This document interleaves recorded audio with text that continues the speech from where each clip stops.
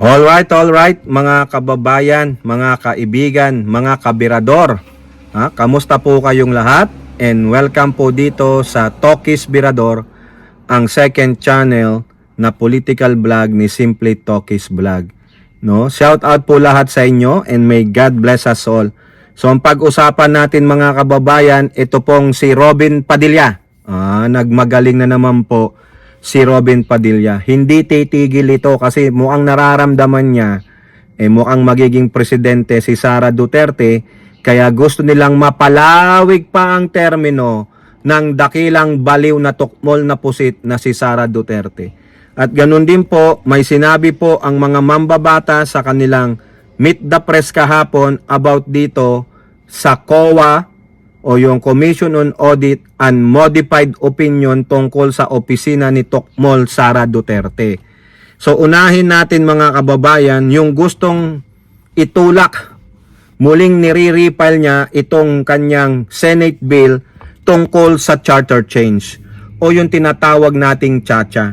Ito po mga kababayan, sa balita ng GMA News, Robin pushes for Chacha via Concon anew in 20th Congress. O ayan, bago daw po, inulit niya lang, parang yung kanyang medical cannabis, inuulit niya lang mga kababayan. Wala na siyang ibang maisip pa na bago kundi yung mga hindi na ilagay sa plenaryo, di ulitin ko lang para sabihin may tinatrabaho ako. O di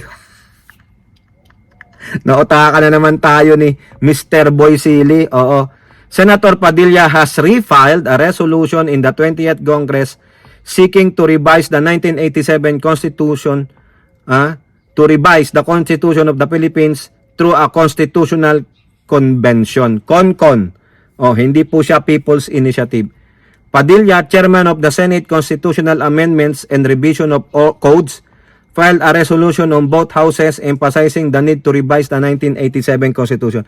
Biruin mo yung committee niya, walang kwenta. Walang nagawa itong committee na to, 3 taon. Wala. Hindi, constitutional amendment and revision of code. So wala. Walang gustong mag-amend ng constitution, walang gustong magpasa ng i-revise ang form of government. Wala po. So therefore, walang tinrabaho si Robin. So that our government can respond properly to the current needs of the nation. Yan ang wag kami ang kausapin mo. Ang kausapin mo yung mga kapwa mo mambabatas. To dispel any doubt that may arise through his proposal, he said that a constitutional convention is deemed to be the more appropriate mode of doing such.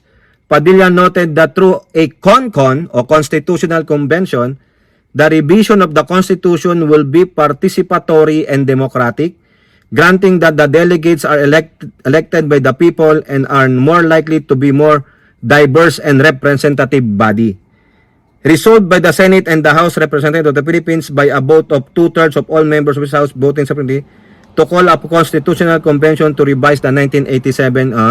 Lahat po silang mambabatas, boboto, kailangan makaroon siya ng 2/3 para po mag-agree na magkaroon ng amendments. O biruin mo, pag-a-amend o pag-re-revise lang ng Constitution, ang daming paraan. May CONCON, may People's Initiative, whatever, no? Ewan ko ba mga kababayan. It added that the Congress shall enact an enabling legislation that will embody all details related to the convening of the CONCON. Under Article 17 of the 1987 Constitution, charter change can be done through, Congress, upon a vote of 2/4 of all its members, o 3/4 of all its members, Constitutional Convention, People's Initiative. Ito yung PI na ang laking controversial noon. Nasabi nila na ginagamit ni Martin ang pondo ng AKAP para mag-People's Initiative, magsuhol. Upon the petition of at least 12% of the total number of registered votes, of which every legislative district must be presented by a less than 3 person. Makahirap pala nitong People's Initiative. Magkonkon na lang. Magkonkon na lang tayo mga kababayan. Hirap Ito po, incentives to witnesses. Padilla also filed a separation discreting the appropriate Senate committee to conduct an inquiry into alleged payment of offering of sentences to witness testifying in Senate. Yun lang pala. Oo. Magbibigay lang daw po ng pabuya yung bago niyang resolution. Dito tayo sa Konkon. Kayo ba, sa palagay ninyo, napapanahon na ba ang pagbabago sa saligang batas? Napapanahon na ba it is the right time to amend the Constitution na yung mga obsolete, hindi na napapanahon ng mga artikulo, kailangan lang bigyan ng bago para tayo ay nandoon sa current change of time. Yung ibang bansa nga, patuloy nilang ina-amend. Nagdadagdag sila sa mga probisyon ng kanilang saligang batas para po makahabol sa emerging change of time. Pero ang Pilipinas, nasaglak po sa kagalingan, katalinuhan ni Cory Aquino noong 1986. Kumakanta pa rin sila ng magkaisa pero hindi nila sinasapuso, mga kababayan. O itong si Robin, ano ang talagang motibo? Ano talaga ang motibo ng konkon ni Robin? O kung sakasakali, baka maisingit niya kasi may pinopropose din dyan Kailangan may re-election ng presidente at vice-presidente pero 4 years lang. Parang yung dito po sa Amerika. First term 4 years, then you can run for re-election. And then, pag nanalo ka, another 4 years in a term of 8 years span. Sa atin, 6 years and done paano kung may gusto ka pang gawin, pagpatuloy, ikaw pa naman ang gusto ng tao, kailangan may re-election. Ganun po, nagpanukalang batas si Robin dyan, parehong Senate, parehong House,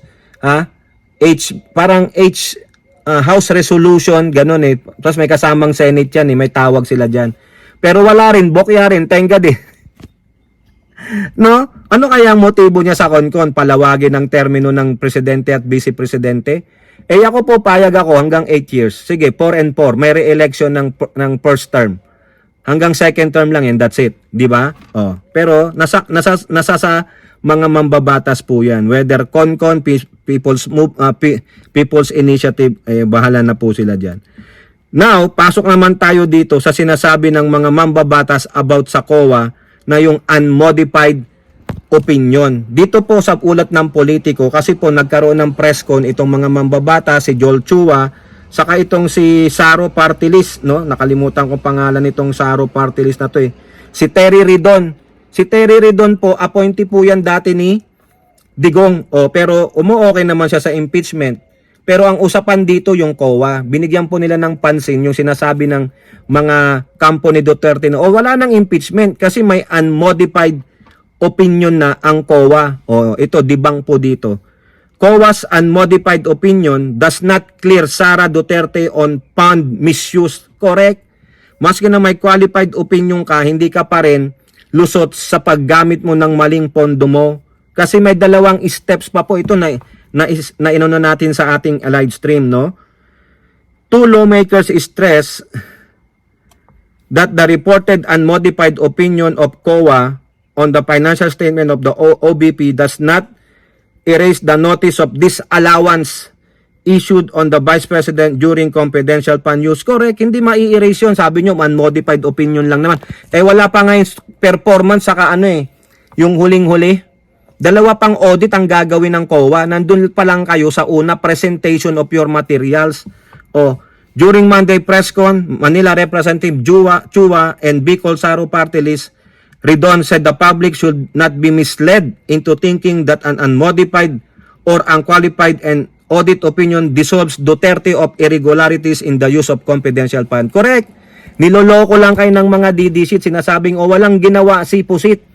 Meron nga. May disallowance nga na 73 million para sa DepEd, 12 billion para sa DepEd. Saan nga ginamit ang confidential fund niya? Pambili ng computer, ng lamesa, nagtanim, ganon? Mali. Yung unqualified, sinabi lang na, maganda yung iyong kompleto yung mga papers mo, yung mga resibo mo, ganyan. Yung line item mo dito, okay naman, ganon po. So basically, sumunod ka lang dun sa framework kung paano dapat inaudit yung ahensya. Hindi ibig sabihin yung notice of disallowance doesn't exist. Yung 73 million na pinasasaoli ay pinasasaoli po rin po hanggang sa araw na ito. Ibang ruta yon, ibang batayan yon kung bakit po may ganun pong notice of disallowance na binigay po dito sa OBP. Sabi ni Ridon, correct. Naalala ko itong si Ridon, nagsalita rin ito tungkol doon sa resolusyon ni Cayetano na interim release si Digong sa Embahada ng Pilipinas sa Netherlands. Ano sabi niya? Walang jurisdiction na ang Pilipinas sa ICC at ganoon din ang ICC sa Pilipinas. Kaya bokya yung sinasabi ni Cayetano na interim release si Digong. Recall that among the issues raised on the 30 issues of CIF are the rent of safe houses, some amounting to 500,000 a month. Again, babalikan din natin yung ilang mga ebidensya, particularly do sa paggamit pa ng mga safe houses. Ang pinag-uusapan ho natin sa safe house dito, ang presyo ng upa para sa presyo ng mga upa sa mga executive na villages. Correct. Biruin nyo, 4 na gabi, 1 milyon, sa isang araw, isang gabi, 500,000. Grabe manglustay ng pera ng kabanbayan. He also noted these amounts are far higher than what is normally paid for safe houses by law enforcement or intelligence agency. Sabi naman ni Chua, unang-una, hindi porket sinabing unmodified, ibig sabihin wala nang problema. Dahil kung wala pong problema, yung paggagamit po ng pondo ng OBP, di sana hindi na rin po naglabas ng notice of disallowance ang COA. Correct? Ha? Kaya dapat managot si Pusit, di ko na po babasahin lahat yung sinabi ni Chua. Pero ang dating dito, kung okay naman pala, sinasabi nyo okay, bakit nagbigay ng notice of disallowance ang COA? 73 million. At yung iba pa, paano nilustay ang CIF? Wala doon sa framework ng circular number between COA and the GOCC and the National Defense. Ha? Kaya kayong mga DDC, masyado kayong nagpapaniwala eh. Naniniwala kayo ng walang pagsasaliksik, mga bobot tanga talaga kayo. O kayo po, ano po ang inyong masasabi? Comment down below and don't forget to like and share. Hope to see you in our next videos. Bye-bye. God bless.